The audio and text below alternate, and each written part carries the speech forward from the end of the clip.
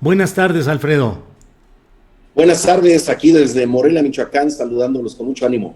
Muchas gracias, muy amable. Además, entiendo que pues razones de salud nos hacen que podamos agradecer el que haya el tiempo y la oportunidad de platicar sobre estas circunstancias de Michoacán, donde los opositores PRI, PAN, PRD están demandando que haya una anulación de elecciones. ¿Qué es lo que pasa en Michoacán y por qué la oposición pretende anular esas elecciones, Alfredo?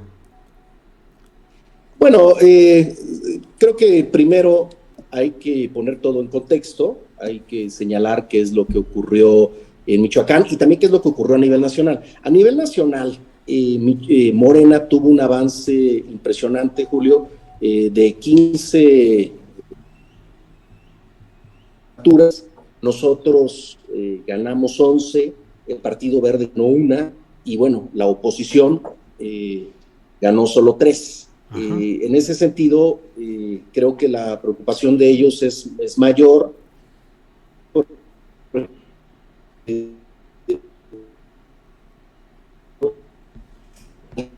Se nos está congelando el Quedó sonido y la imagen. desmantelada porque ganamos la mayoría del Congreso, puramente juicio político.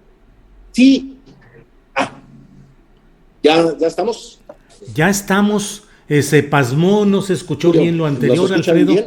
Sí, ahí te Perfecto. escucho bien. Creo que dejaron la imagen congelada para que solo haya audio. Adelante, por favor, Alfredo.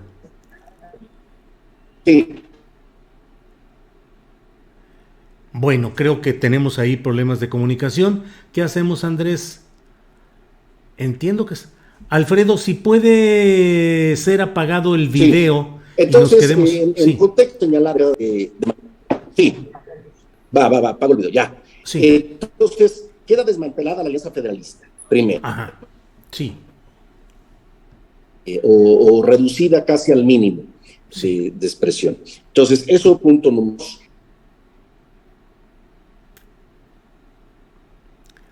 Bueno, pues tenemos estos problemas de comunicación. Eh, ¿Qué hacemos, Andrés, Adriana? ¿Ya estamos? Sí, ya estamos al aire, pero la conexión de internet está. Ya, a ver, ya apagó el video. Adelante, Alfredo, a ver si así avanzamos. Decías de la mesa federalista y de algunos otros detalles de este proceso michoacano. Sí. Sí, a Bueno, ver, también te doy datos del proceso de Michoacán con mucha claridad. A ver, sí. la elección en Michoacán no tiene nada de atípica, al contrario. En 2018, Morena ganó ampliamente Michoacán con la candidatura del presidente López Obrador.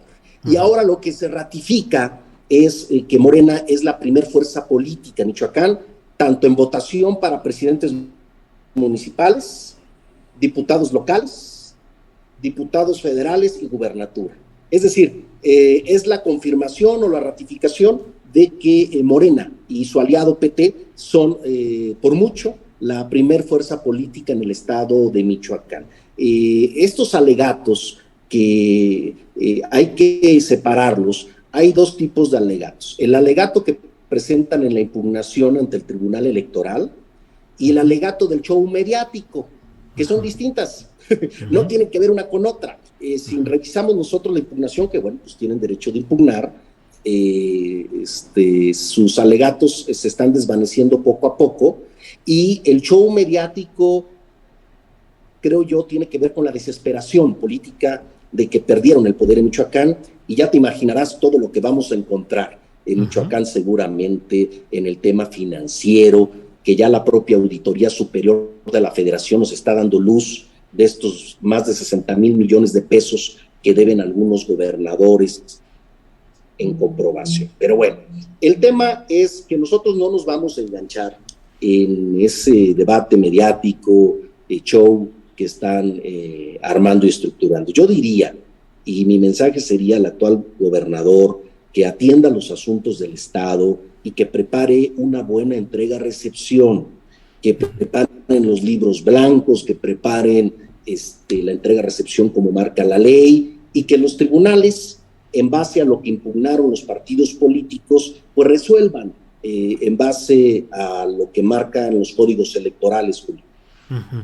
Alfredo, dentro de este señalamiento de los partidos políticos, pues creo que también hay que añadirles el banquito verde del gobernador Aureoles. ¿Qué opinas de todo este recorrido que está haciendo por diversas instancias, además del llamado que le haces a que prepare una buena entrega-recepción y que afine la entrega de todo lo relacionado con finanzas y con el manejo de los dineros públicos? Pero políticamente, ¿qué está buscando el banquillo verde? ¿Convertirse en un emblema representativo de grupos que puedan tratar de evitar justicia o acciones judiciales en su contra? Pudiera ser que se esté buscando algún tipo de impunidad o dar la imagen de que puede ser un perseguido político.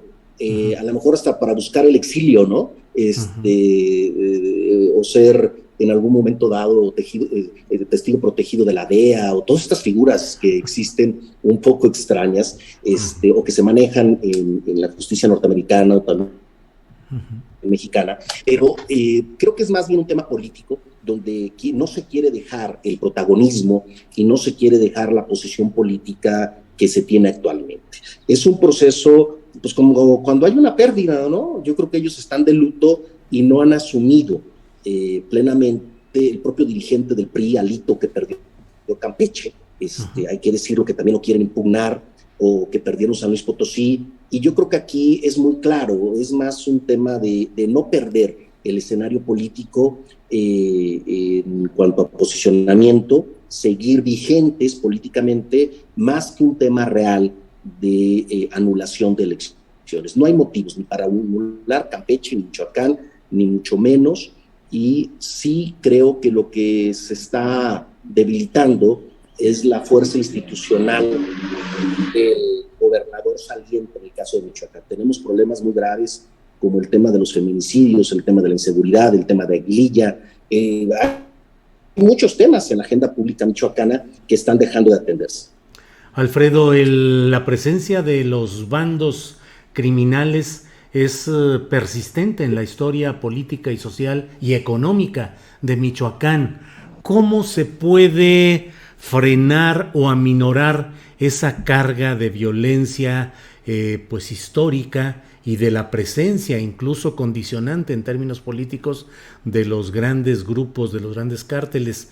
¿Qué harás? ¿Cómo puedes realmente intervenir en esto, o se necesita dialogar y negociar con esos grupos? Bueno, creo que lo primero, y creo que esa es una gran diferencia del próximo gobierno de Michoacán con el actual, nosotros no nos vamos a confrontar con el gobierno federal, todo lo contrario, vamos a trabajar aliados, de la mano y en armonía con la estrategia de seguridad pública nacional, que ese es un punto muy importante. Nosotros no vamos a ir a empujar a la gente a la plaza pública, ni vamos a pelearnos con el presidente de la República, ni con las instituciones de seguridad pública, sino al contrario, vamos a ingresar de manera muy firme en la estrategia nacional de seguridad pública, Julio. Eso nos va a ayudar muchísimo, porque también hay que decirlo, un gobierno estatal no tiene la capacidad suficiente solo, aislado, para enfrentar toda esta distorsión de los grupos de la delincuencia, tanto grupos nacionales como grupos regionales, que hay en Michoacán, que hay en Guanajuato, que hay de manera muy fuerte en Guanajuato y en Jalisco, o en Guerrero, o en el sur del Estado de México. Entonces, esa radiografía michoacana la tenemos muy clara. O sea que vas a estar de acuerdo y practicando la política genéricamente identificada con la frase de abrazos no balazos. Y proyectos de desarrollo a las zonas que han estado históricamente abandonadas en Michoacán. Te voy a poner el ejemplo más claro, que es Aguililla, para entrarle al tema directo y al grano. En esta zona de Michoacán, que es Cualcomán, Chinicuila, Aquila, Tulbiscatío, Aguililla, Desde hace 30 años no se tiene una obra de infraestructura significativa de desarrollo.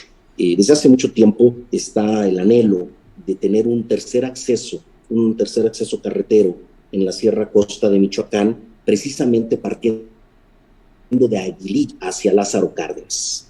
Ese es uno de los proyectos que nosotros tenemos como prioritarios de infraestructura, y también que los programas sociales de desarrollo económico lleguen también a esta zona de Michoacán. Te pongo un caso: en esta zona de Michoacán no hay bancos, que es un tema de servicios prioritarios, por ejemplo. No hay, tenemos que implementar programas sociales. Ya le solicitamos directamente, en la oportunidad que tuve de comer con el presidente de la República, el presidente López Obrador, de ampliar el programa Sembrando Vida a esta zona del estado de Michoacán. Entonces yo creo que tiene que ser, sí, con un tema de justicia, sí, pero también con un tema de desarrollo económico, social, con abrazos, abrazos sociales, abrazos de desarrollo. Tienen que ser estos abrazos transformados y directamente tangibles en desarrollo. Uh-huh. Hay gente con armas en la mano, nuevos autodefensas y el señalamiento de que hay zonas como Aguililla, pero no solo ahí, donde prácticamente está inhabilitada la eficacia del aparato estatal, tanto federal como federal como estatal. ¿Qué se puede hacer ahí frente a un poderío tan expresivo como el que se está planteando en esas regiones, Alfredo? Bueno, primero, lo vuelvo a señalar, debe haber la presencia permanente y constante del Estado mexicano y del Estado de Michoacán. Eso sería una buena pregunta, por ejemplo. Sí, perdón. Para que fuera tan presente en estas zonas. Uh-huh. Perdón. Sí. Bueno, no es, seguimos ahí con ciertos problemas de la transmisión, pero bueno, Alfredo, ¿seguirán activos los grupos, desmontar todo el aparato político de tanto tiempo relacionado con el Partido Revolucionario Institucional y, según mi punto de vista, con una variante que ha sido la del perredismo peñista, según mi punto de vista, de Silvano Aureoles? Pues crea una serie de resistencias, cómo desplazar, cómo remontar, cómo desmontar todo un aparato político y de intereses económicos de tanto tiempo ahí en Michoacán, Alfredo. Sí, precisamente creo que este es uno de los temas de nuevo paradigma político en Michoacán, que algunos no comprenden todavía. Que apareció en 2018, que apareció y se confirma y se reafirma en 2021, que la primer fuerza política del Estado es Morena. Y ahí debemos también nosotros, como Morena, yo soy fundador de Morena, y todas mis compañeras y compañeras, comprender que se está, por así decirlo, conformando una nueva y renovada clase política, con una visión distinta, y que tenemos que llevar al terreno de los hechos. Para eso necesitamos precisamente consolidar a Morena como partido político en Michoacán y a nivel nacional. Eso es una parte fundamental. Prácticamente en extensión PRD, peñista, como bien lo señalas, porque hay que decirlo, el actual gobernador pues es resultado de los acuerdos por el Pacto por México, no lo perdamos de vista. También hay que tener, a veces la historia se nos olvida, hay que tenerla muy presente. Ya está en fase, digamos, terminal esa fuerza en Michoacán. Aunque hay fuerzas que se mantienen, hay que reconocer la pluralidad del Estado, como el Partido Acción Nacional y el PRI, ¿sí? Por primera ocasión en la historia moderna de Michoacán, la gubernatura no se disputó entre tres entes políticos. Normalmente, desde la década de los 90, la disputa era PRI-PAN-PRD a tercios en Michoacán. Michoacán, tú lo sabes, Julio, era un caso muy sui generis, porque no era la polarización de dos fuerzas políticas, sino de tres las que se disputaban el Estado. Ahora, en 2021, ocurre un fenómeno distinto. Hay dos polos, de un lado el PRIAN-PRD y del otro lado Morena con su aliado PT. Es decir, dos polos como ocurre en el resto prácticamente de la República. Ahí esta nueva pluralidad política y polaridad política que hay en Michoacán la tenemos que entender y asimilar a plenitud. Nosotros ganamos 29 municipios de 112, porque Cherán es el 113, pero es autónomo por sus costumbres. Entonces, tenemos también que visualizar, y eso es lo que yo estoy contemplando, un gobierno de armonía y reconciliación dentro de la pluralidad michoacana de fuerzas políticas como el PAN y el PRI. Entender también eso, que no es Morena una fuerza total y mayoritaria de manera absoluta, sino nada más es la primera minoría. Y lo que tenemos que hacer es mayorías. El Congreso de Michoacán, que va a entrar el 1 de septiembre, yo tomo posesión el 1 de octubre, también es un Congreso muy, muy plural, Julio, y tenemos que trabajar en esa pluralidad.